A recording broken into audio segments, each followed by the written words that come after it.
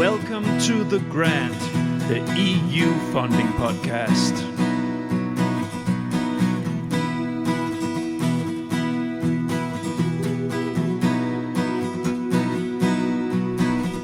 The Grant. My name is Niels Tudor Winter, and I am the creator, editor, and host of The Grant. The Grant is an independent podcast initiative with the ambition to dig into all corners of the EU R&D funding system on topics of interest for the full EU R&D funding community. The National Contact Point institution is probably the most important support function in connection with the EU funding schemes. It provides free local support and advice in all countries connected to the EU Framework Programme for Research and Development, and also some of the other programs. With the big enlargement 2004 lifting EU to be a fully European Union, marking the practical end of the Cold War, a large number of countries had to get acquainted with the practices of the European Union, including the EU R&D funding schemes, building the NCP functions, and getting beneficiaries accustomed to these new possibilities. A huge task. Fast forward 20 years, and all these countries have done an extraordinary work. Many now even on par with the old member states.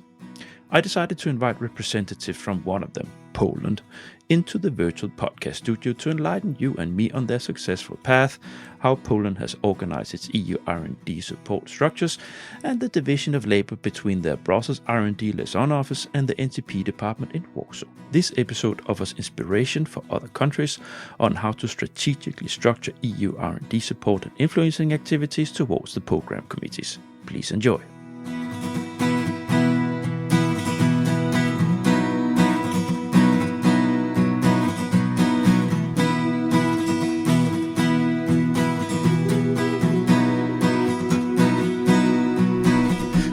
Grant. Welcome to The Grant, the EU funding podcast. Today, I have two guests on board. We're going to talk a little bit about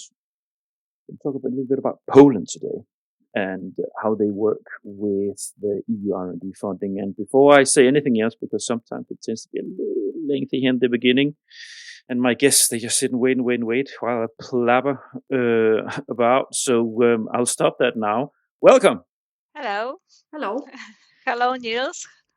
Eva and Magdalena, great to have you in. And to follow that line of thought, I'm not going to say anything else right now, I'm just letting you presenting yourself. So Eva, maybe you start. Yes, with pleasure. Hello. My name is Ewa Kocińska-Lange, and I am running together with my team an office of National Center for Research and Development. That is the main Polish R&I funding agency, an office in Brussels. This office is for the representation of Polish interest around R&I policy, mainly Horizon Europe, but a bit broader as well. And the office is operating for several years. We started just before the pandemic, actually, so it was a bit of a bumpy start. But now everything is, of course, back to normal. And I'm very happy that this office is in Brussels. We are the one of the two offices representing Polish scientific community and innovation community. The other one is the office of Polish Academy of Sciences. So we are kind of joining forces. My background is actually exactly in this field. I used to work in Poland before, dealing with framework programs since the end of FP5 and beginning of FP6. So it was quite some time ago. I had a pleasure and also a bit of fun, but also a bit of trouble managing projects, being a partner, coordinator of different, mostly coordination support actions, but also advisor to researchers and companies involved in other projects. I also had an opportunity to be a board member and the director of the Science and Technology Park in Poznań, and that was a very, very rewarding experience, also in relation to support startups, spin-offs, and in general research innovation cooperation, that is cooperation between universities, research organizations, and companies. And I ended up here in Brussels, and now I have opportunity to see a bit the program from another perspective. And it's also a bit of fun and also a bit of headache, both. But it's I think it's very much needed also to have, and even I would say to think about growing this initiative here in Brussels, the office, and creating more like a hub, maybe even at certain point, of different organizations being represented in Brussels in relation to R&I. Yeah, we'll get back to that. And because I myself have been several representations in Brussels, I fully concur. But before digging into that, we will get back to that later in the program. Here, Magdalena. Yes, hello again, and hello everyone. Well, I'm head of the NCP organization, functioning in the structures of NCBR as well. NCBR, which is the largest funding agency in Central Europe, actually, with annual budgets of 5 billion zlotys yearly. Budget for grants. I mean, not for the rest of our activities. Well, our NCP organization is a centralized one. And for more than 3 years now, we've been part of the NCBR. But the FP's experience of the team is of 25 years already. Well, the team is big, over 50 experts. And of course, our task is to support Polish researchers and innovators on their way to grants. And of course, we also assist in implementation of the projects till their final stage. I would like to stress also that we combine the NCP function with the work in the program committees, which is not that obvious in every member state. And in my opinion, it's a crucial thing. We have a full panoramic view of the program thanks to this combination. A few words about myself. Your own background, Magdalena. I spent almost 20 years in the Ministry of Science and Higher Education. I'm a professional civil servant, so it's a lifelong status. And in the ministry, I started my work as a head of unit responsible inter alia for the supervision of the national contact points and the network of regional contact points. It was in the early years of this century. And I was also dealing with issues regarding more like, EU policy. I worked on positions for Polish delegations, for competitiveness council, research working party, etc. Then I switched into bilateral and multilateral issues, like representing Poland in numerous bodies, OECD committees, ESFRIS, FIC, etc. And then I managed the Home Minister's office for a couple of years. And in 2018-19, we were, implementing a cross-cutting reform of science and higher education. So this epoch was particularly challenging. And then I was asked to coordinate the NCP organization, which was at the time put in the structures of NCBR. Because before the NCP organization in Poland, which was set up in the late 90s, was affiliated with one of the institutes of the Polish Academy of Sciences. Okay, good. Thanks to both of you. Today we're going to talk about Poland, and we're going to talk about EU R&D funding in relation to how you in Poland work with this. Now, I already did have an NCP in, and and I'm not going to contain the information from the listeners. I'm totally transparent about these things. I was reaching out to a handful of NCPs, and we were supposed to have a common NCP from different countries recording. But NCPs, you are notoriously busy people that have meetings all the time, and of course it happened that 2 out of the 3 guests, they had meetings coming up, so I only had one left, but I recorded with her. That was Anna Sutcliffe from Portugal. So but we're going to have a talk about how you work. So we talked about how they work in Portugal, but what I want to focus on in this recording here is, and Magdalena, you will the second one was supposed to be on that recording. What we're going to talk about here, we're going to talk about how you have built things up for yourself in Poland. So we're going to zoom in on how is the setup in Poland and how is the setup in Brussels. Now, being a former NTP myself, program committee member myself, understanding the Danish background, knowing how the system works in Brussels and so on. Plus, I've also been a representative in Brussels for different initiatives, government and public initiatives. I know a lot of background story here about how things work, and this is going to be a nice conversation about how you have built the system.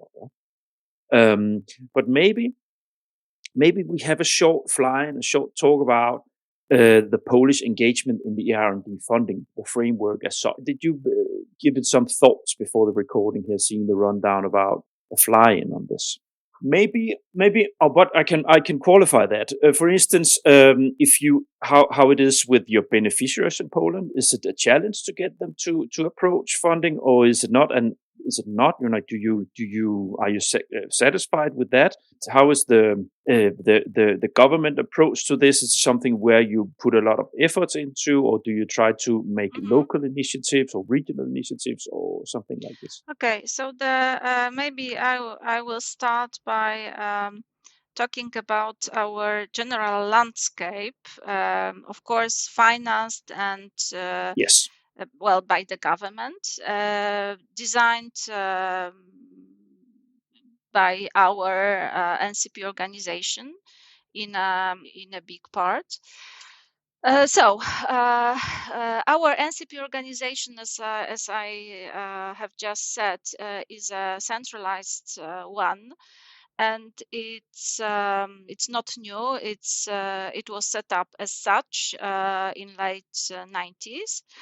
But for about 20 years, it worked. It was affiliated with one of the institutes of the Polish Academy of Sciences. Then the decision was taken in the ministry to include this agency in the structures of NCBR. And I must say, well, I truly believe it's a good decision. I mean, we are beneficiaries of the huge potential of this agency, of its impact, also international impact. Although it is very important that this big NCP team has an experience of 25 years already, because this experience is really, well, I mean, NCPs are people with mission. And anyway, in Poland, I can observe such an approach. And I really think it is something very precious, and I really, I mean, it's something even touching, I would say. People feel that, are persuaded that they are, assisting in something very important, and they are not very happy to quit this job. Actually, many of them do it for 20, 25 years. And some members of my team today have been working as NCPs for many, many years already. And they are also happy to share their experience, and they are happy to teach younger NCPs, newcomers. I think one third of my team are now, new people, but the rest are experienced NCPs, and this is very important. I have NCPs of all generations on board. Yeah. How big is the priority in attracting external EU funding for research and innovation? Is it something that's high on the agenda? I know that you just changed government, a fundamental shift politically, but without getting into to having to talk about those two different approaches in general, how high is this on the agenda in general? Well, of course, it is high in the agenda. And I think the best proof is that we are not only a big NCP organization, but in the system there are also two networks, also funded by the ministry, one directly, one indirectly. One of these two networks is a network of horizontal contact points. And this first network is coordinated by us, by my department. And this is 6 horizontal contact points responsible for cross-cutting, administrative issues of Horizon. They work in consortia, so they are in fact present in 12 locations in the biggest academic centers of Poland. So this is, I think I can call it our network. And NCP department at NCBR, together with experts of this network, have the power of over 100 experts in the whole country. At the beginning of this framework program, we also thought that partnerships and their increasing number of partnerships can really be a challenge in the forthcoming program. So we designed also a second network, a network of so-called industry contact points. And the second network of seven points is funded by the ministry, not via NCBR, but these points are set up in chosen institutes of the Łukasiewicz Research Network. It's, like a Polish Fraunhofer. And they deal especially with the implementation of co-programmed European partnerships in this in Horizon Europe. So there is about 25, maybe 30 experts now based in leading research institutes responsible for sustainable economy, digital transformation, Industry 4.0, health and medical technologies, intelligent and clean mobility, low carbon technologies, and clean energy. And of course, they go deeper into industrial sectors. They work with the chosen sectors of the economy and stakeholders from these fields. So that's how it works, generally in our country. I think it's quite a big. It's a big picture, right? But it's also a big potential and big support. Yeah, it's you mentioned that the NCBR. How old was that? Sorry. The Brussels office in the office in Brussels. Okay. How old well, is we established the office in 2019 first as some preparatory work, and then the office, as a full-fledged office, was opened in 2020, but it was really just before the pandemic. I mean, before the lockdown. So as you can imagine, the whole recruitment process and kicking off all the activities that had to be postponed a bit. So all in all, we started at more or less at the beginning or end of 2020 and beginning of 2021 with a team that it's still now having five people altogether, including myself. So it was a bit of a delay, but anyhow, I was there since the beginnings. What I want to say with it, because that says something about the engagement in the funding in Brussels. That when you choose as a country to establish entities in Brussels, that takes decision back home. And it means that's very strategic decision because it costs money. It means that the Polish government and the ministry responsible for this part, they have made some realization. It takes some years to reach there, right? To establish an office. So there's been some discussion starting probably beginning of the 10th or the middle of the 10th and mounting out to come to having off. So that says something about a realization that this is something we probably should look a little bit more strategically into as a country. Yeah, you're right. Definitely, you're right. And I was even part of those discussions in my previous roles. Because as I mentioned, the Office of Polish Academy of Sciences is in Brussels for a very long time, basically just after we joined the EU. But it's a bit limited, of course, and of course, in the sense that the main purpose of that office is, of course, around supporting the institutes of Polish Academy of Sciences, which is natural for them. Of course, they also have some activities a bit beyond, but in principle, it's not enough. Poland is a big country. We have a lot of different institutions, a lot of interest, and also quite some interest from the industry. And it's not really a focus point for the Academy of Sciences, which is also natural. So those discussions to expand and to build another office and somehow strengthen were really for a long time before. And they materialized in 2019 before Horizon Europe, basically, and still during the negotiations of Horizon Europe, with exactly the goal to strengthen a bit the position of Poland also directly in Brussels.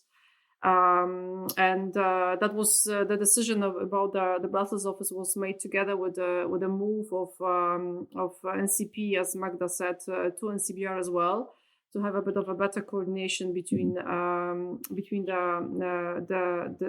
two, and basically also to provide a more coordinated support for the beneficiaries or potential beneficiaries. Sure. In that respect. So of course the goal that was set by the minister back then was very ambitious, and it was related to the 3% of the contribution that Poland is paying to the program, and the idea was to kind of get it back in projects. Of course, it's not an easy task, since I think, if I'm not mistaken, we had something like 1.34% of Horizon 2020. I don't have the data in front of my eyes now, but so it's quite an ambitious thing to do. But well, I don't know if you will reach it. Of course, this is not yet to be known, but it's actually going quite well. So. Let's see. Of course, we are not claiming, I think Magda will agree with me, that this is only because of this. That will be probably an overstatement, obviously. But of course, we are happy about the current, kind of, I would say, optimistic first years of Horizon Europe. So let's see. But indeed, as you said, it's a sign that topic is important, and that the presence in Brussels is also important, apart from the support system in Poland across the whole country. That was the key point. This brings us very fine into the first block here. Zooming a little bit in now, we already talked a little bit now, but the first block here we talk a little bit about how the system looks in Poland. And you just mentioned Academy of Sciences, and as I mentioned to you here pre-recording, is that I did my master thesis on Polish and Hungarian innovation policy. That was a study of comparative study of how the political trajectories after '89 and how the past had influenced the choices that was made in the 90s on innovation policy in the two countries. So I know a little bit about it, but my point here is that you said that the Academy of Sciences, they covered something, but not all. And I guess that's all post-communist countries, they have an Academy of Sciences, for most of them, because that was how the structure was back during communism. That was sort of the official forum for coordinating the research. Yeah, but I'd like to stress that we have about 70 institutes of Polish Academy of Sciences and about 100 research institutes. So we have more research institutes than institutes of Polish Academy of Sciences. But still, of course, Polish Academy of Sciences is an eminent player on this research market. Now I put here in the rundown a little bit of history, but I promised you that we won't talk too much about it. But it does make sense in this does make sense to have touch a little bit upon it, because innovation, I always said that innovation is the first victim of the communism or planned economy, because you take away the incentive, which is absolutely vital if you want innovation, if you want entrepreneurs and stuff like this to make new ideas. And this is what all countries that has come out from the planned economies have struggled with this, because it seeps out in all of society when it comes to generating stuff. So like having an idea and carrying it out. If we take it out too long, people lose the idea of how to move on with those things. It's not just something you change by changing a government or a system. Now, this is what we're speaking into. It takes a long time to get away from that. But everything that we started talking about here in the beginning shows that there's a deep wish to get away from and move into supporting innovation and getting those structures up and running again. Does it make sense what I say? It's sort of after 89, there has been years where it was the basics that needs to be dealt with in society, to the transition period. And then after entering the EU, you have found your legs, found your feet in the Commission, in the Union. And now you are matured at the level of many Western European countries in terms of how to approach this, like innovation and research communities. Does it make sense, the analysis? Yeah, well, I can maybe say something. Yeah, of course, we have our history, so it's playing a role here in terms of having an impact on the performance and interest and possibilities and so on. In the well-established long-term programs. We are now celebrating this year 40 years of framework programs. So that's not exactly 40 years of Poland in the framework programs. So we have to remember that. And I think that the main challenge was at the beginning when we fully joined FP5 as a candidate country back then. So it was the beginning of 2000s, and the challenge was actually to get used to competitive funding, and to get used to writing some proposals with some kind of clear division of tasks and work packages and management structures and so on. Because that system was not always there in Poland. Now, of course, we have, apart from NCBR, there is also National Science Center and National Agency for Academic Exchange and Foundation for Polish Science, and also some other agencies more focused on funding development of companies and so on. But at the very beginning, this experience was not really there, and the research institutions, especially, they were just funded on the basis of some statutory activities and so on and so forth. Indeed, that was not really, for sure, it was not about proposing some breakthrough technologies on the European or global scale. Yeah, at the very beginning, it was actually mostly focused on something that's very national or sometimes even regional. And the understanding of that process, and also the understanding the way you should write proposals, and this is not exactly the same language in which you write your articles or scientific articles and so on, took some time. But now it's, of course, it's different. Researchers and also companies are used to applying. Of course, we have always this big challenge. That is the competition a bit with funding provided from cohesion policy funds, it's good and bad, in what sense? Because first of all, it's good that we have access to cohesion policy funds for such innovation. Definitely, no doubt about that. It's just that from the first glance, of course, it looks like it's much easier, because actually it is a bit easier. You have a competition on the national level or regional level. You write your proposal in national language. You don't need a big consortium, and your technology doesn't have to be that innovative on the international level.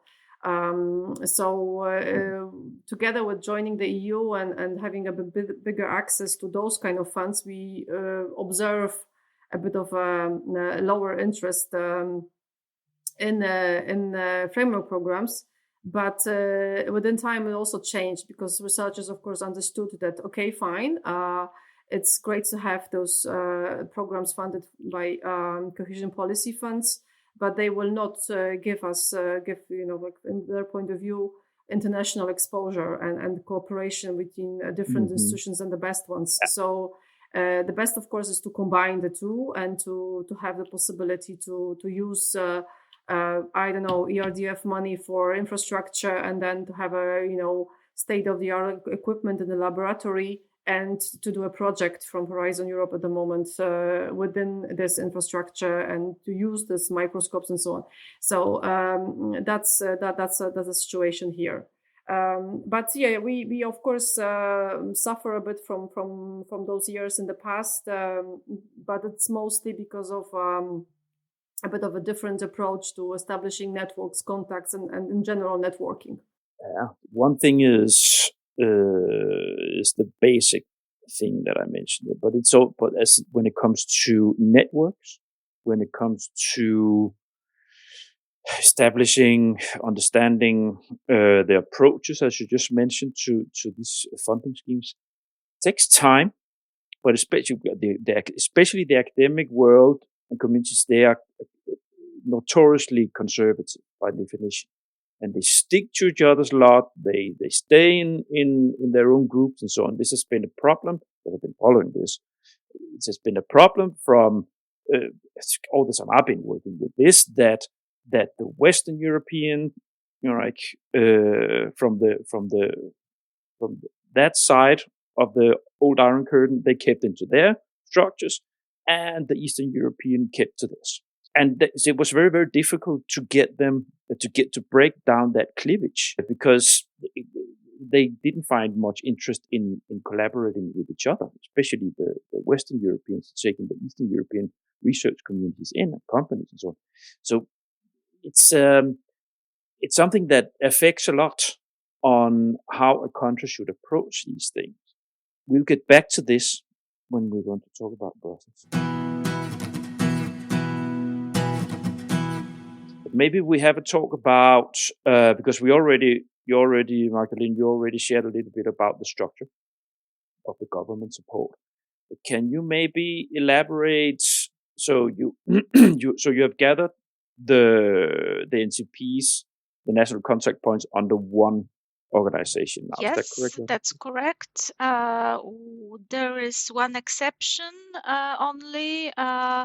2 years ago, NCPs responsible for Maria Skłodowska-Curie actions were moved to our agency for academic exchange. We have such a small, highly specialized agency, and the ministry has taken this decision to put this scheme there. Because it's only researchers, it's research community. And yeah, exactly. And that's how it works now. Well, we work in a strict coordination anyway. Yeah. Of course, we participate in the same conferences. We deliver common trainings if it's needed. So I think it didn't affect the system, but generally speaking, the system is very coherent. Tell me, so the Polish support system for research and innovation, how is that? Is that accessible, and is it something that the Polish beneficiary different communities, they are happy about? How is that built up? I have no idea. Eva has already talked a bit about this. I think one of the toughest challenges, in fact, for us as NCP organization is to be in competition. This abundant funding from other sources. I mean, other than Horizon. Because there are big funds granted from structural funds for research. And it's under the same roof, by the way, because, I think the biggest part of this funding goes through NCBR, actually. But of course, there are also grants from the state budget and some other minor programs. So this is a huge competition for us, quite a challenge. But of course, we try to, to answer this, to face this challenge. It was actually one of the reasons why the NCP department was put 3 years ago into the structures of NCBR. It's in this common agency it's quite natural that members of my team can be involved and are involved in the preparatory works on other funding schemes, of the agency. So we do our best to put this nationally distributed funding in line with the Horizon Europe one. From the administrative point of view, from the thematic point of view, we try to really coordinate, streamline these sources, and of course it's a kind of an effort that pays back during. You can only assess it after some years. I mean, it's not an immediate result, but I strongly believe it will pay one day. It will. What I want to say is that when I was an NCP program committee member in Denmark, we sat in the same house, same ministry that is also handing out national funds.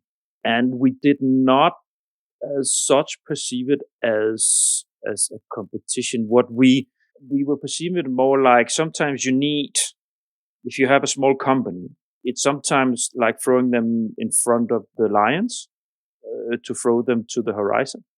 And that's not the purpose of, stepping into the role as a civil servant and say, what is the best for this person, this organization that comes to me now? What is going to help them the best? Because that's the purpose, right? You want to help them with whatever technology or whatever request they have. So what my approach, or my colleagues' approach was to this, that if they did a Danish funding scheme project, then they would be trained into how to run a publicly funded project, how to make budgets, how to report, how to have work packages, how to collaborate with the research organization, and so on and so forth. And then you could lift up their level, so to say, to move into European funding schemes. So of course, yeah, that's that's also our logic. Yeah, I mean, of course, but still, it's much easier to operate in Poland, in Polish language, with Polish staff, or in the agency. So the challenge is much bigger if you think about Horizon Europe grants. That's universal, I can tell you. Yeah. You have it throughout Europe. Any nation, you will have companies. Anyone would like to approach national funding schemes. The countries where you really have a big flow towards Brussels for funding, that's where you don't have anything. For instance, Italy, it's extremely complex to approach their funding schemes for research and innovation. It's also one of the most bureaucratic countries in Europe. So you will have companies there. They actually seek towards Brussels because it's easier to approach, and then you can wonder yourself because can become right. So it's but no, in general, that's the approach. You talk to one from your own country. It's the own country language that you put the application. The application is probably much shorter. So yeah. That's it. Yeah. If I may add something, apart from this strategic approach Magda mentioned, when maybe not a part, like a part of the strategic approach is also to fund something that we call grants for grants. So there is a support for coordinators, future coordinators, for the works that are to be done before submitting the proposal. And it's also something that it's encouraging and facilitating a bit that difficult process. And there's also something similar because the different responsibilities. So there's one program run by the Ministry of Science and Higher Education, and the other one that is run by the Polish Agency for Enterprise Development for companies. So one is for researchers, the other one is for research institutions, the other one is for companies. And it's also something that helps. And we also have some things called Seal of Excellence, so a possibility to fund some projects that were evaluated positively by the European Commission experts, but there was just not enough budget to fund all the proposals. And there is a Seal of Excellence run by NCBR for the companies which apply to EIC Accelerator. And there's also another program similar to this one run by National Agency for Academic Exchange for the Marii Skłodowska-Curie Fellows. So there is a bit of financial incentives, let's say, over there as well. I am so happy to hear this because I didn't know. Yeah, we'll be happy to have a bit more. Let's see, but it's not so easy, especially in terms of kind of synergies between the RDF and Horizon Europe directly. And this one with EIC Accelerator is exactly this. The other one from Marii Skłodowska-Curie is not involving ERDF funding, so it's a bit of a different system. But still, it's also something that is helping to kind of support the well motivated and also well evaluated researchers or entrepreneurs in keeping up the work. Yeah, Eva, but this is also a matter of, for instance, the first one you mentioned with supporting organizations wanting to be coordinating. Yeah, that's different. You know what this is? You know what this is a sign of? This is a sign of Poland having moved steps in not only the mind, but also in the policy toward these things and in realizations. And the economy has lifted itself to its level where it is not an issue to do these kind of things, to support these kind of things. Because you will have countries in Europe still where you don't have these kind of support measures simply because money is prioritized elsewhere. This is a sign of Poland being more and more integrated into the European sphere as a full-fledged European country on the same level as the European, like the old members. So it makes me so happy to hear this. Really, it might sound like a small thing for people out there, but this is something that in this podcast, regulars will know when I talk about government support structures for paying grants, consultants, fees when you are a coordinator and so on. I've always been saying, look, in Western Europe, especially Northwestern Europe, you get this, Holland, Germany, Denmark, and so on. But South and East, you don't get this. So this is, I didn't know this. I'm so happy to hear that you have this in Poland. So yeah, good. How much do they get? How much can they get like in sort of proposal support? I don't remember. In Denmark, it's 12,000 euros.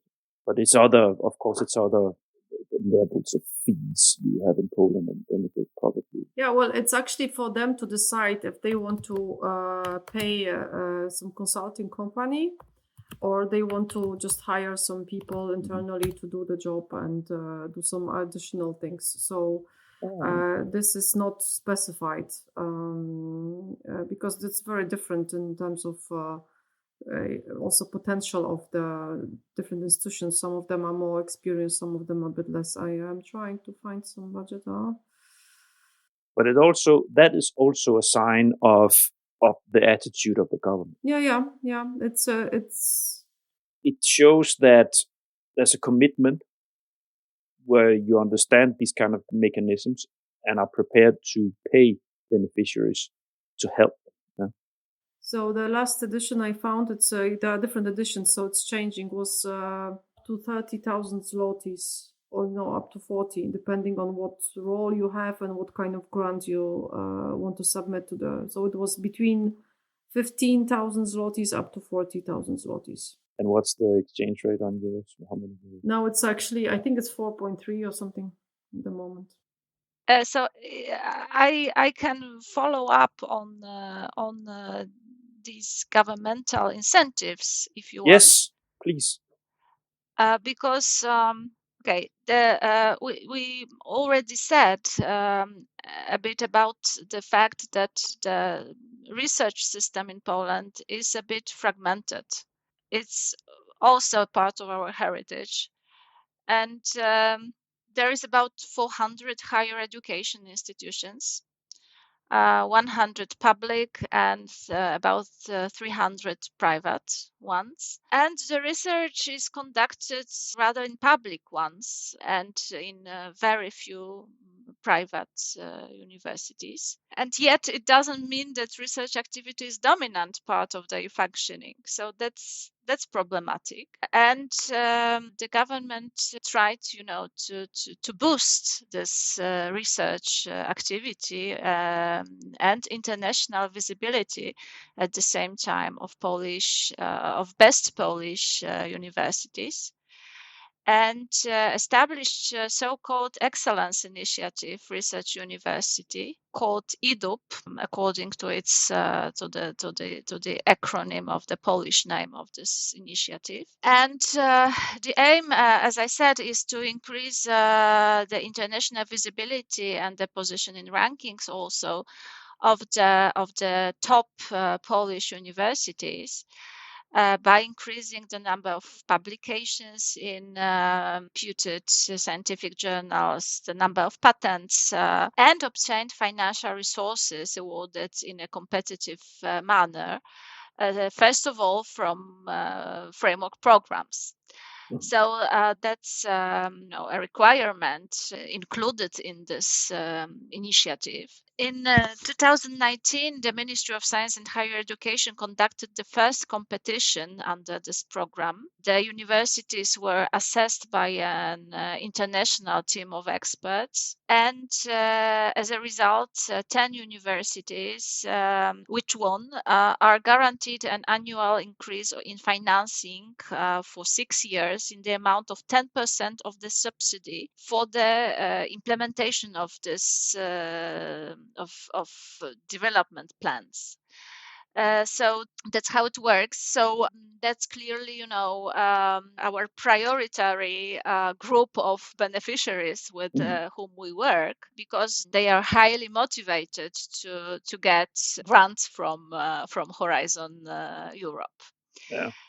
How do you work with the companies, the industry, startup, stuff like that? Do you have specific measures towards them in relation to also connecting them to the European funding, or how does? Well, probably Eva would like to add later on something to what I'm going to say. Generally speaking, we speak to this kind of beneficiaries, in a different terms. We run special campaigns as NCP organization, targeted this way. Of course, we have, a special team dealing exclusively with the third pillar, and even if not with third pillar exclusively, we with private beneficiaries.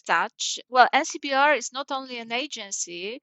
NCBR is also a group. I mean, we have 4 companies in our portfolio, and these companies, well, not all of them, but some of them are also, related to very strongly to private market. Their aim is to support this kind of organizations. And we cooperate with these companies in order to, also to streamline this support. So there is, for example, a company called Access approaching startups. And we have a cooperation with Access and jointly train startups. We, of course, take care of the Horizon framework. while the access as such is taking care of the more national pathway for them. So this is another benefit, the fact that we are now part of the agency. We can implement such general schemes at national level, in fact. Okay. I need to keep an eye on time here, so I think I will push us on to having zooming a little bit in on the work that you're doing in Brussels. So now we sort of got an idea of how things have been built up, structures in Poland. So let's have a talk about the Brussels. So you are connected organizationally, right? Yes, we are part of the same organization. We are sister departments. Oh. Now, we already been circling around this a couple of times, but Eva, motivation to set up the office? Yeah, of course. Well, motivation, as I mentioned already before, was to a bit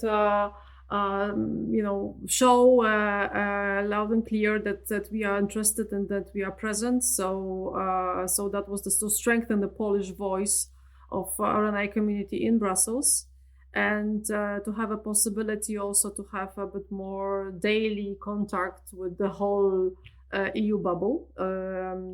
Of course, Magda already mentioned that colleagues from NCP, next to colleagues from ministries, they are part of program committees, so they have this Brussels thing as well.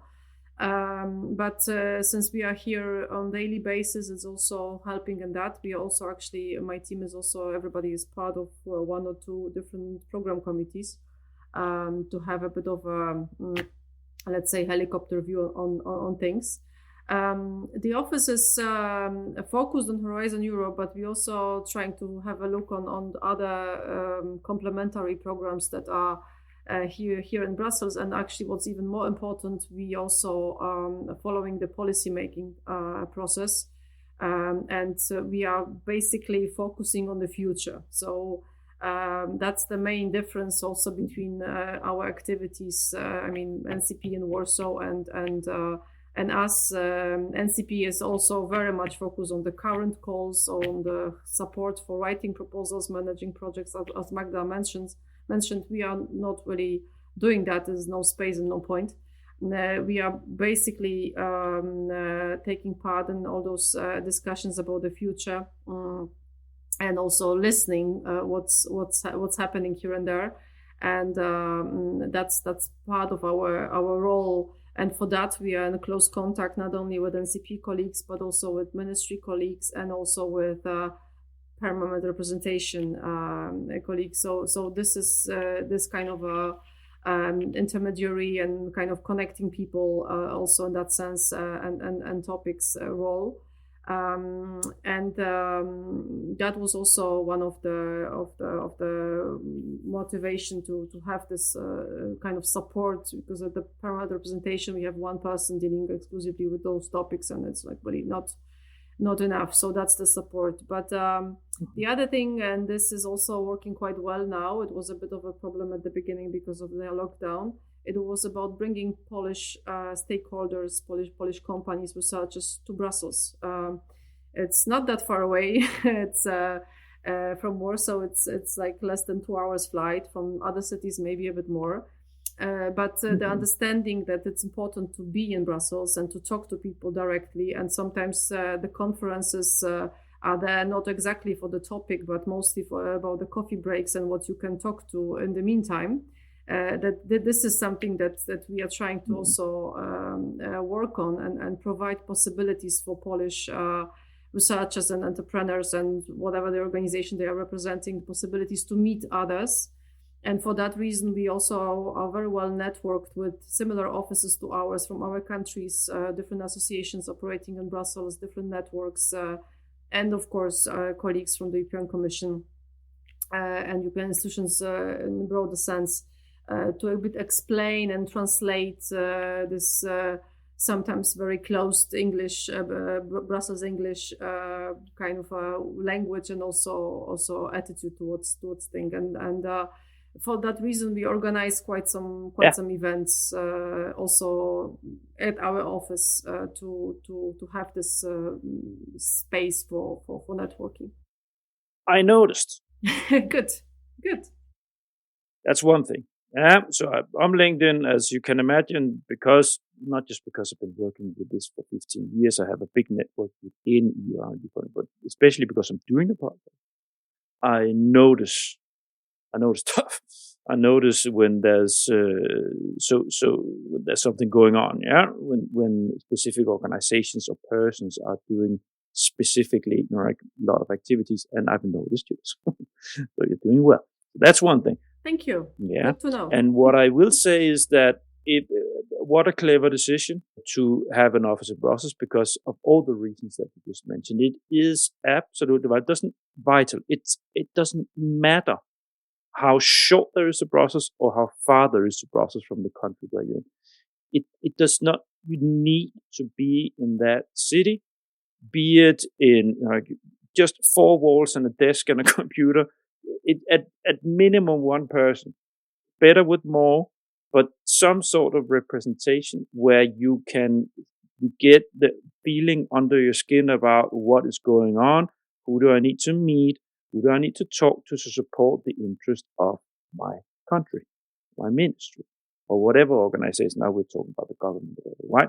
But it is so important because it's not this is also what we're doing, because I noticed. That's the reason why I noticed the office and what we're doing. It's obviously a marketing issue also. So you promote what you do. You let people know what's going on, even though it's for Polish and it's in Polish. Some of the events, I would most probably guess, doesn't matter.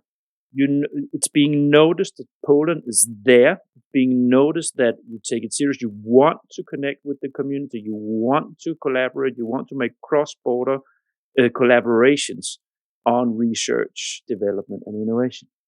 Because that's what it screams when you do these things. Yes, that's true. That's the goal behind, and I really hope that we will have more and more people coming from Poland, having this kind of role for different organizations.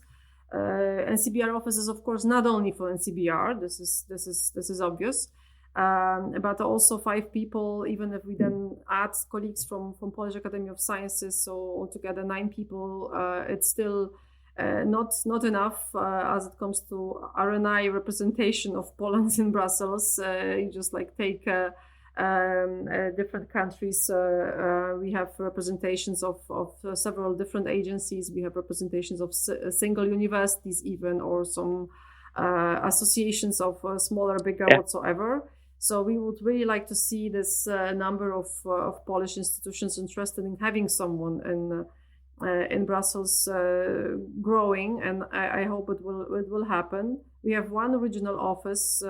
Poland has 16 regions, and all of them are having representations in Brussels. One is having a person who is full-time devoted to R&I. Some of the others are having an interest there, but not really one person. It's a bit of a kind of a part-time job for others.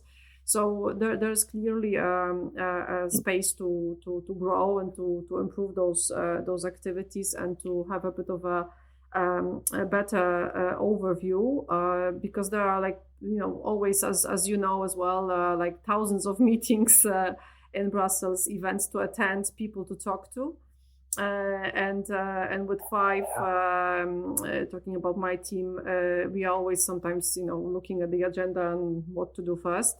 So it will be necessary also to have this thing growing, and I hope that this will also happen. The office we are having is providing opportunity to grow as well. So I will keep my fingers crossed, but also advocate for that whenever I can and to whoever I can.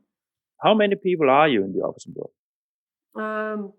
Well, my team is, as I said, 5, including myself, but we are sharing the office with colleagues from Business and Science Poland, and they are also there. They have a bit of a different overview of what's happening in Brussels. This is a union of employers, so they are basically advocating for the interest of the members. And of course, we also talk to them because this is business as well. So, of course, with potential to in Horizon Europe.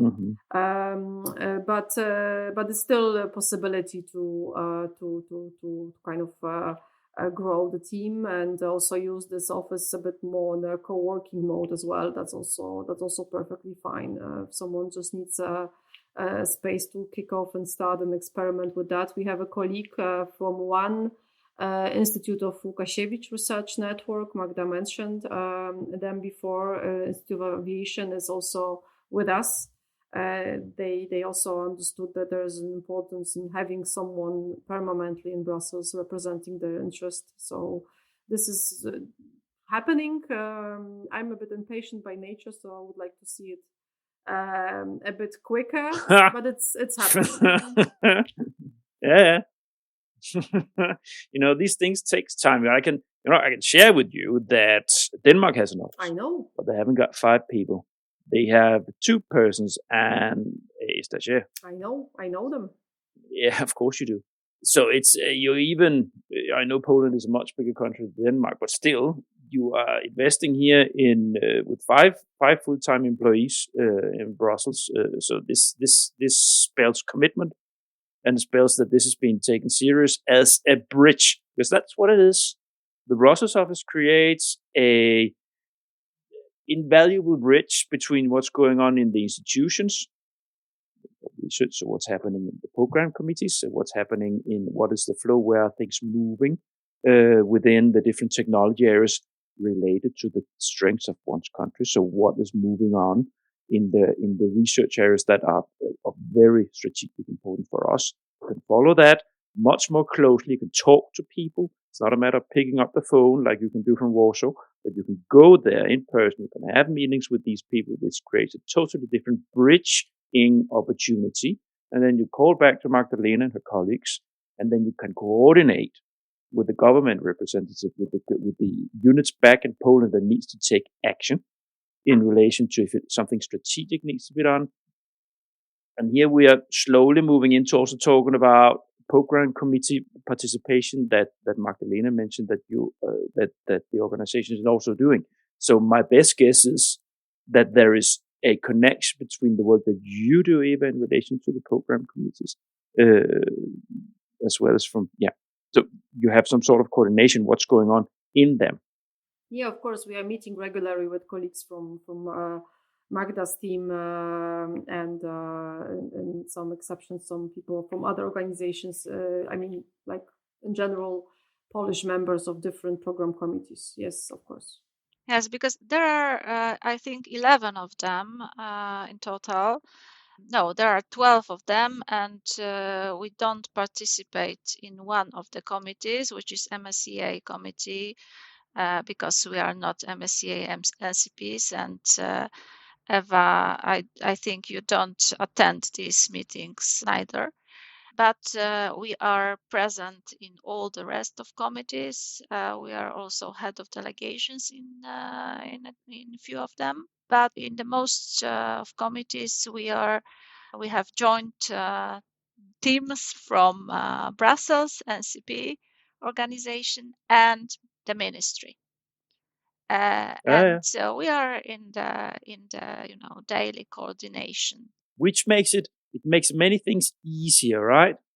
Because you have people enough to assign a couple of program committees to each in Brussels, being co-partner with one from your team, Magdalena, for Warsaw, and then you are always there, I guess. Yeah. So you can afford one being ill or being having like other things that you cannot. Right. So you are always one person there, which is not a luxury that all EU countries they have in this committee. So you can make sure that you're always present and can present your strategic interest and coordinate with the other countries and so on and so forth in the process. Yeah, that's true. And from our perspective, what's also important is to have this possibility to meet with colleagues from those committees also, let's say in the meantime. because there are different occasions, different things, different meetings happening also, and usually it's possible to meet and to network. And I would also like to say that basically one can have the impression that after pandemic or during pandemic, at the beginning it was so easy to work from wherever. Didn't really matter, but in reality it matters, and even from my perspective, I spent, of course, lockdown in Brussels. I had the feeling that if you have in your email a signature Brussels, it somehow facilitates the contacts. It's somehow easier. And also now sometimes those meetings are hybrid, sometimes they are not, they are only virtual, so it's good to be here in Brussels and to have this possibility to, if something is necessary to be somehow clarified, there is an option here and there to meet with others to kind of follow up on some processes here and there. So it's definitely worthwhile to invest and to have this office, and also, I repeat again, to expand. Mm-hmm. You mentioned that you do support with proposals in Warsaw in your department, Magdalena. How's in Brussels, do you do any sort of facilitation to concrete projects, consortia? Do you do anything at this level, Eva? Do you involve yourself in that kind of activity? Well, we are, because we all the contacts we are establishing, they are not for us, they are for our stakeholders and partners. So what we do as well is to organize some matchmaking events. It's not like this big brokerage events that Commission is doing. We don't have a possibility to do it. No. But we, since we have this cooperation with similar offices from other countries, we are usually joining forces. And then we are deciding about some topic that it's of interest to all our countries, and we are deciding to do an event like that. So there is always a possibility to establish some contacts, to present some ideas. We have some pitching sessions and some bilateral talks, and it's easier when you coordinate this and co-organize with some other countries, because then everybody is bringing someone, and this is working quite well. Especially recently, since there is this big NCP Wideranet project coordinated by Magda's department for the whole widening countries, basically, in order to support the participation in Horizon Europe. And there is a possibility to even receive some travel grants for a matchmaking events. Yeah? It concerns, of course, whatever matchmaking event that you can have. But it's also possible to use this for those things we are organizing with our partners. And, I'm not only talking now about the Polish participants, but others also using that. And that's also, something that it's important in terms of facilitating contact establishments. And also we do some study visits for different Polish institutions, or like according to the sector or something. And we also facilitate some meetings or contacts with the European Commission or other institutions or partners located in Brussels in order for them to kind of make a path and discuss different topics directly. And they don't know always who to turn to and how to arrange this. And since we are already for quite some years here, it's much easier for us, obviously. So yes, we are actually, whatever we can, we are trying to do it. We are passing the information. Of course, the decision at the end is not in our hands. They have to decide themselves if they really want to continue, they want to do the project or not, and when and how. But we are trying to find someone who is potentially a good partner. I like that you do matchmaking. That's I appreciate that. It's very nice. Yeah, I must say that from our point of view, it is of course also great to have such a place in Brussels at last. And we are really happy to use this opportunity, to also show this place to so-called our customers.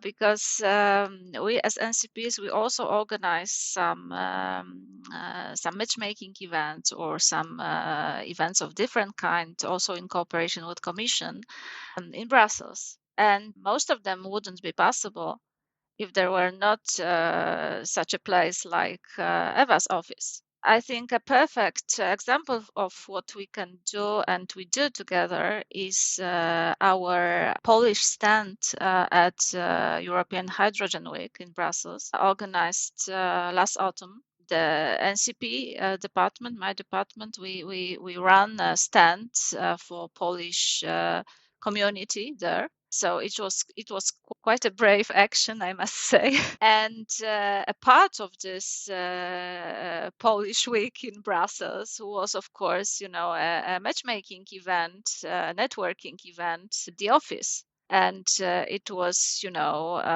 crowded. It was That's good. It was attended by, I don't know, 60 people, more or less. And there is something in the air actually in the office, because people really feel comfortable there and networkings are very successful. Right. Before we move on to the last block here, talking a little bit about the effects, do you have a structure for giving input to strategic priorities in Horizon Europe? For the work you do in the program committees, do you give your beneficiaries, the research communities, industry, research and innovation environment, do they have a channel of giving you input to how have you structured that? Sure. We work with hundreds of people in Poland. We have something like reference groups. Yeah. Well, the number of people in these groups, vary. But generally, we have contracts, specific contracts signed with them. Of course, including some confidentiality measures. But yeah, it works like this. So, in short, they meet on a regular basis in relation to the circle of the work program development, and they give input, and then they see the draft work package. Well, we keep we keep a contact with them. It's rather works this way. I mean, we don't. Okay. Of course, we have discussions with our communities on different occasions, but generally the most common way of working with them is just to ask them for input once there is a document to comment on. And I mean, it's we keep informing about the possible input that the research community can deliver on the subject. I mean, because I have the impression that it's still not that commonly known that it is actually possible to influence work programs. So of course, people don't think they can. yeah, exactly, and that's why we we stress this fact at our every training. In fact, I mean, there's always a slide with this information. We really comment on that. We explain the thing to the Polish stakeholders, and we really we really encourage them to sign a contract with us and to participate. And I must say that I think we actually are more and more successful in this domain, because last year you probably remember Commission ran a pan-European consultation exercise. It was the opening of the midterm review exercise, and there was a call for inputs, a call for positions. And Poland, we sent about 80 positions, I think, and it gave us the 7th place among member states, which is quite a good score, I think. I mean, it's better score than our usual result in framework programs. But it shows that something like there's more and more awareness about about the programs. Yeah, it's quite optimistic. I mean, we care, and we are, not so shy anymore. We start to express it.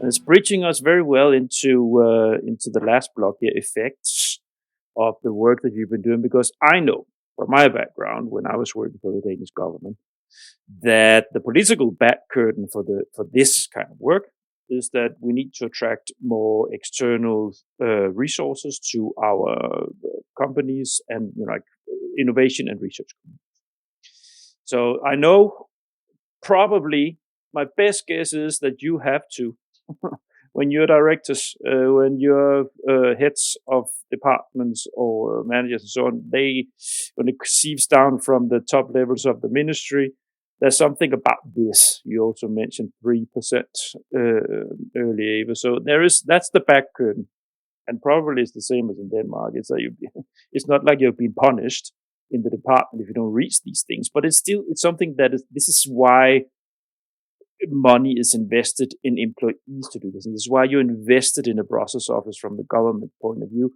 We need to push this, and this is the long light. This is the long-term investment. We put this, but we need to see that things happen with the attention and with how many organizations from Poland that approach the funding schemes. We need to see more people, more coordinators, and so on and so forth. Now, you have mentioned it yourself just now that the awareness has been raised. You had a lot of feedback on input for the consultation and so on. But can you share a little bit with me and the listeners? And can you see already these initiatives? Can you see that some sort of movement in the landscape, or do you also what you hear among the people that you help, that you get the sense that it gives more attention, it gives them more confidence in approaching these funding schemes because of the work that you do? Let me comment also a bit once more on the statistics, because there are reasons, to be optimistic, because our results for the moment are 100% better than at the same stage of Horizon 2020. So, of course, it didn't, our position in the general ranking didn't change, unfortunately, yet. But the percentage of our share in the total budget has moved and is of 0.3 better than it was in Horizon 2020. Exactly. Now I need to say to the dear listeners, if you're not aware of this, it might not sound like a lot, but even small figures raised, like small percentages, seemingly small percentages, that's important. 0.3, that is showing a tendency. That it's showing that something there is a change in attention to these things. It's and I know that you, Margaret, and I know that you will agree with me, because this is a very large picture, and it's a lot of beneficiaries that's been approaching from Poland in Horizon 2020, and it's a lot that's been approaching in Horizon Europe. So 0.3 represents a change that you can see. It's something, there is an effect. Yeah, we can feel it. I couldn't agree more. I think it's a very good start. Yeah. Eva, do you have anything? Well, basically, what I already mentioned a bit earlier, that we are doing whatever we can on different levels, like those trainings in Poland, and support provided by national contact point, those horizontal contact points, industry contact points, like everybody there in the country, plus us from our perspective. Focusing mostly on the partner search or kind of signposting, because sometimes also people are turning it to us for some detailed information about how to understand the call and so on, and then it's definitely easier for them to reach to our colleagues in Poland. But at the end of the day, everything is in their hands. Like, we can try to support, we can find some consortium to join, or we can advise on that and on this. But it's on them actually to finally submit this proposal, or write it, or join or not join. We cannot do it for them, so it's important to remember that as well. It's just like for us, it's important to first of all raise the awareness, and second of all train as much as possible, explain and support. But we cannot do everything for them, so that's the role of also all those support structures in the different, at the level of different institutions, or some consultancy companies, even, or any additional things that you can imagine that are needed for that. But usually it works in this very basic thing, like it's the hardest thing is to do it for the first time. And after that, for majority of beneficiaries, it became a bit more easy, and also important to continue and to have another projects and so on and so forth. So this is what I want to say, or maybe add that also playing in here, is that now Poland has been in the EU since 2004. Yeah. So maybe it's also just the fact that actually there's a lot of talking about, as we also talked about earlier, that it's been difficult to break into those networks, research networks, innovation networks. But maybe slowly these things starts to come through, that the Polish organizations that did participate over the years and continue to participate, now they're being invited more and more and more. So they are in those networks, they've broken through. So it's not so difficult anymore for a segment of your research and the industry communities that are doing these things. Definitely. Yes. Yes, I must say that I agree. I was thinking whether I was hesitating whether I can open a new chapter in our already long conversation, but I believe that one of the toughest challenges actually in Poland, and probably not only in Poland, is not a lack of good ideas, but maybe a lack of sufficient horizon-oriented back office in many Poland research organizations. And that's that's a challenge of building structures and capacity, the Polish system, because we are in contact as NCPs. We are in constant dialogue with these people. So we know that the staff is not numerous enough. We know that the staff has to deal with many kinds of differently run projects at a time, of different schemes, not only from Horizon, for example. And the staff is not paid at a satisfactory level very often. So the research manager as a profession is not sufficiently recognized enough yet. And it must change quickly if we want to, to achieve more and more in Horizon and similar competitive programs. So indeed, if we talk about the research community and universities, the research manager position is something that has the last year too moved into a quite important one, realized throughout Europe. Now, this kind of position has been there for many, many years. They didn't have the title of research manager, but they were sitting in project support offices to universities that would do that, would have prioritized to have something like that. But it's correct. It's very correct that in many universities in East and South, it was not considered necessary, or it was just, it wouldn't even think about it. So if there would be an approach towards external funding, the PIs or other researchers there, they would need to deal with it themselves. But naturally, as we all know, that is a very, very rough position, because there are obligations as researchers, and if it's a university, they teach and so on. So having this kind of backing, I totally agree that if research organizations wants to lift to the next level, then they should invest. But the investment is going to come back 1 or 2 or 3 times just per person if you do this kind of things.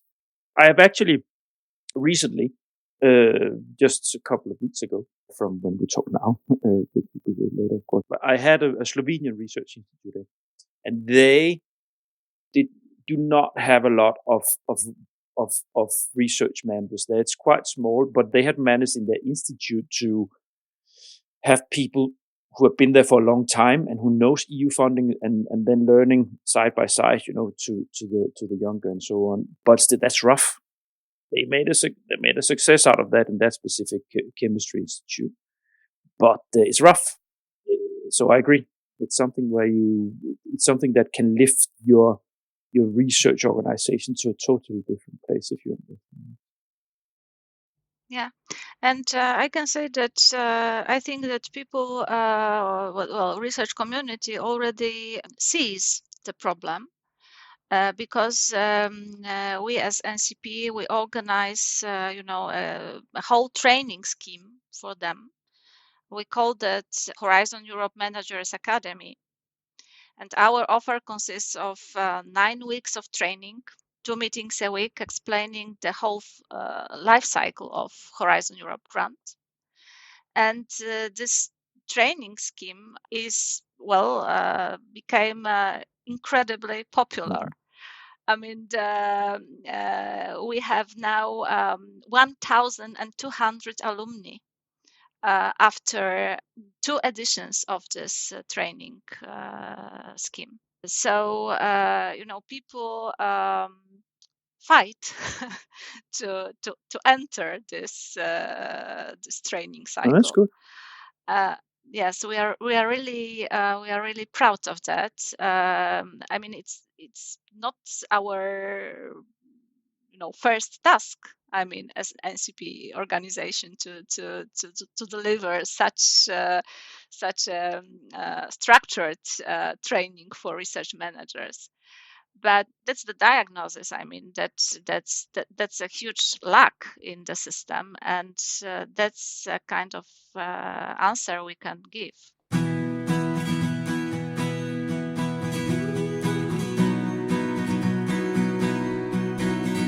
The Grant.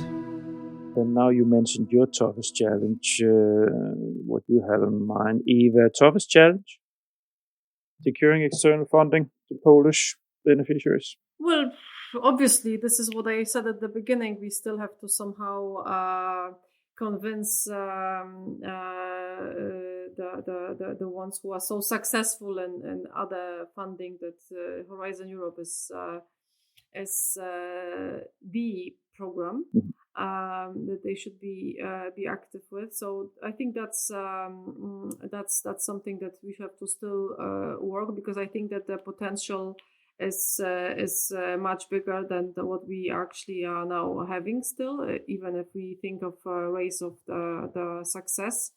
And we don't have to convince those ones who are participating in those projects for a long time, but we still need to find others who also have this potential.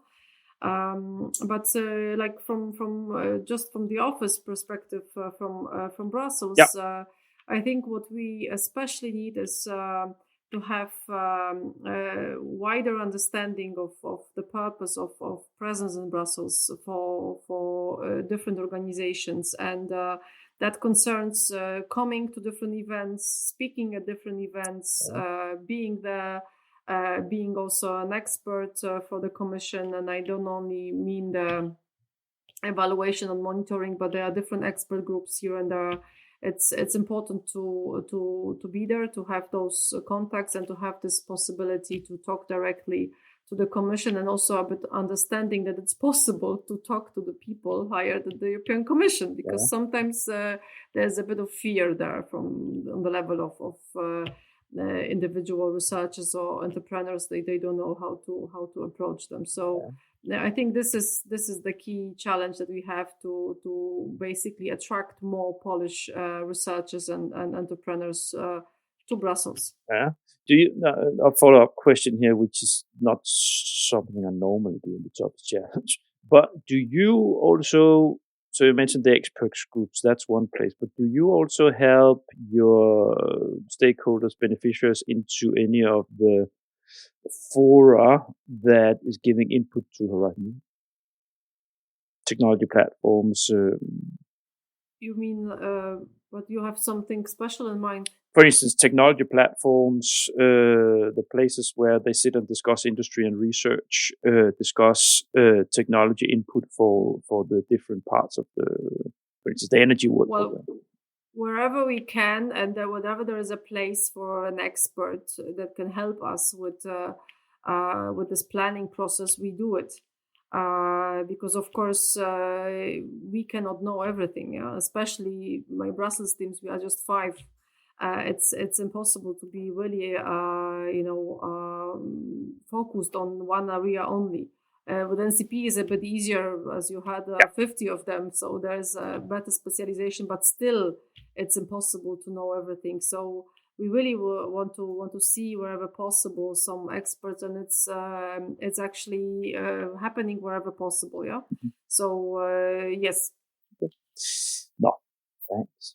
I'm just going to land this program before we say goodbye to the dear listeners. So, dear listeners, thank you so much for listening to the end. I hope that you found this episode as interesting as I did. It was very, very nice to dig into this specific area. If you're a first timer, go to my website, thegrant.eu. There you will find my whole back catalogue. And there's a lot. If Horizon Europe is your interest, probably, if you've been listening to the end for this, there is a Horizon Europe section where you will find all my episodes on Horizon Europe. But there's a lot now with different content. Should be of interest. While you're in there, don't forget to subscribe to my email list. This builds currency in the podcast world. So if you have any sympathy at all with what I'm doing here, by all means, do subscribe to that. Last thing, connect with me on LinkedIn if you're not already. That's where the fun happens. This is where I share things. This is where I like stuff. This is where I give thumbs up and hearts to the events that our dear friends from this episode from the NCPR office that they do in Brussels. So then you will be updated on that there. And anything else, I try as much to share things related to you from me. That's that. Eva, Magdalena. Thank you very much. Thank you so much. Thank you a lot. Thank you very much. It was a pleasure. And as I say to all my guests, the door's always open to the virtual podcast studio. And as I do move on with this, I do hope that I also will be doing this from Brussels eventually. So in-person recording and stuff like this. So I will get back to you eventually, because there will be something where I myself have an idea. So we'll be talking about that behind the curtain here. So, but thanks again. So let's say goodbye to the dear listeners. Bye. Bye. Bye-bye. Thank you. Thanks for listening to this episode of The Grant. All the Grant episodes have their own site on the Grant website. You will find the link in the episode notes where you listen to your podcast. On the site for this episode, you will find a link to Eva's and Magdalena's LinkedIn site so you can connect with them. Further, if they have raised your interest in their activities, you will find a link to the NCPR website with an overview of their activities in Brussels. I have also added a direct link to the recently refurbished funding and tenders portal by the European Commission. Here you have access to all the information you need from the Commission sites within this field.